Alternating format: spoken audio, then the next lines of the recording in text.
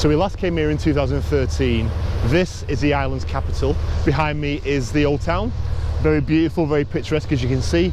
We're going to go for an explore through all the nooks and crannies and the winding roads, so I can't wait for that, you know.